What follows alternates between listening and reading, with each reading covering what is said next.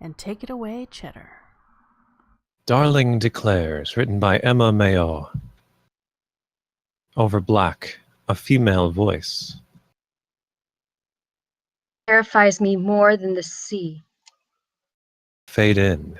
We're in the ocean. It's calm and peaceful. Waves rock back and forth. Ever since I was a little girl, I've hated the sea. Even after living next to it my entire life, it still disturbed me. This is all interrupted by the floating body of a blonde woman. She wears an expensive dress and her wet makeup runs down her face. Her blue eyes are wide open. Myself. A net flings over the body. Police officers on a police boat reel in the woman. Spend my last moments somewhere I had always feared. The police officers place the woman's body next to a blonde man's body. He wears an equally as expensive tuxedo and has matching blue eyes. Maybe I was afraid I would change my mind. And I knew I wouldn't be able to leave the ocean once I got in. I didn't know how to swim. I would have had no choice but to drown. Ariel Mendelson, 28, a skinny, pale young man with matted brown hair, begins to place the two bodies into black body bags. I lived. I'm alive. I no longer wish to drown myself. Neil Declair, 52, blonde and dressed in a sheriff's uniform, watches the bodies being put into the bags. His bottom lip trembles, but he can't look away. Zara Mazin, 27, Pakistani and dressed in a deputy's uniform, walks up behind the sheriff. She hesitates, but then places a light hand on Declair's shoulder. Sir, I'm so sorry. Neil looks at her, forces a smile, and nods. The boat engine starts and it speeds off back to shore. Forget everything you've heard about the Declairs. It's all lies. This is the only truth. No masks, no omissions, no alterations. This is the story of my family. Interior, Clancy's apartment, morning. Clancy Declair, 28, walks up to her kitchen counter with a handful of mail. Her curly blonde hair is dyed a bright blue, matching her eyes, as well as the eyes of the previous bodies. Her nose is pierced with a septum nose ring.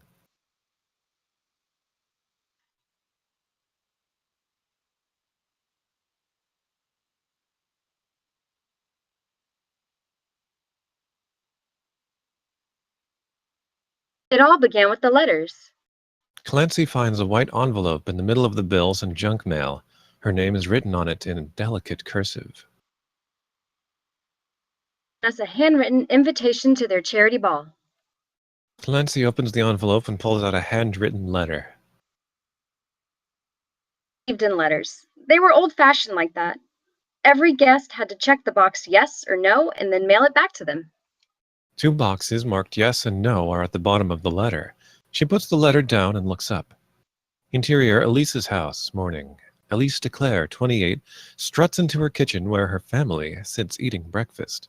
Her husband, Jay Shaw, 30, watches their son, Caleb, 2, eat, as their daughter, Tanvi, 4, eats cereal with a pink backpack on. Elise is a confident Vietnamese woman wearing a dress and heels fit for business. Her black hair is cut into a bob, matched with deep red lipstick. She looks through the mail until she finds a creamy white envelope. She reads it. She grabs a pen, checks the yes button, yes box with a swift motion. She looks at her daughter. Hurry up, Tanvi. I have to stop at the post office. Tanvi stops eating.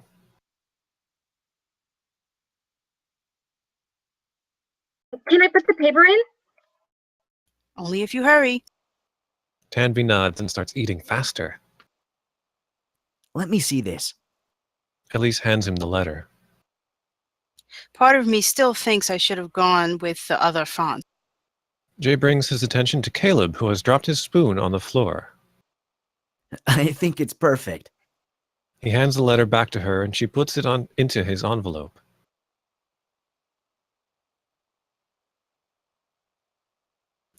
You're right. She bends down to kiss him. Love you. Love you too. Bye. Tanvi finishes her cereal and hops down from the chair. Jay waves at his daughter. Bye, Tanvi. Have fun. Bye, Daddy. Elise takes Tanvi's hand and they walk out. Exterior, New York City streets, morning. Identical twins Damien and Jaime Declaire, 28, walk side by side on the sidewalk. They both have dark brown hair and oddly light skin for being Guatemalan. Puts on a respectable facade with a clean-shaven face and tailored suit. Jaime has a beard, glasses, and wears a sweater vest. He has clear hearing aids in both ears. From now on, everything in italics will be in sign language and subtitled. Almost every conversation between Damien and Jaime will be in ASL. Did you get a letter? Of course. Are you going this year? No way. Never again. It was unbearable last year without you. I've thought of a brilliant idea. How about we both don't go? I can't do that. Why? Are you that afraid of the Declairs? Remember 3 years ago when I told them that I couldn't go because of work? Yes, and then they guilted you into it? They took care of us for 8 years. It's the least we can do. They're just using you to show off. Oh, look at us. We're the Declairs, and we raised a genius deaf kid and his fucked up delinquent brother. I'm not a genius. And I'm not an entrepreneur. But it sounds better than the kid who dropped out of college and now serves coffee to the people he should have been. Just think about it. The food is worth it. Fine. The two cross a narrow street when an expensive car screeches to a halt inches from them. Damien slams his hand on the car's roof. Watch it, asshole! There's a deaf man walking here! The driver swears at Damien, but he continues walking with Jaime behind him. Is that necessary? I'm bettering the world. So next time he drives, he thinks of the deaf man he almost ran over. I'm hard of hearing. Deaf sounds more dramatic. They arrive at a large business plaza and walk into the tallest building in the middle of the park. Interior, Savior Cybersecurity, morning. Damien and Jaime swipe their cards and pass through the entrance of the cybersecurity firm. Damien swipes his card to call an elevator. Are you going to give a speech? The elevator comes and they walk in. Two business people walk in as well, but do not seem to notice their ASL conversation. Wouldn't be the Declare charity ball without our inspirational speeches. What bullshit are you going to say this time? The elevator stops and one of the passengers gets out. I don't know. This is my 6th speech and I've talked about everything about my life. The elevator stops and Damien and Jaime walk out and continue down a hall. It's simple. Hard of hearing, gay, Latino, incarcerated, drug-addicted mother. A million thanks to my adoptive parents, and good night. She's not a drug addict anymore. I don't think that matters. They walk through glass doors to the heart of the cybersecurity firm. People of all ages and races type away at their computers. Gavin, 32, jogs up to them. Damien, you're needed in a meeting. I thought that wasn't until 10. Got pushed back. Client arrived early. Damien sighs and turns to Jaime. I'm gonna kill myself. Jaime smiles. Gavin stares at them, lost. Interior meeting room, day. Damien, now wearing an apron over his jacketless suit, pushes a coffee cart into the room. Ms. Chan, 38, sits at a round table. He silently begins pouring coffee for Kelsey. Kelsey Ross, 41, the manager of the firm, sits at the head of the table. Every detail of her outfit is in perfect order, and a large smile is on her face. She gestures to a PowerPoint presentation on her laptop. As you can see, Savior has 99% security guarantee. That's far more than our competitors. And if we look at the statistics... Ms. Chan raises her hand.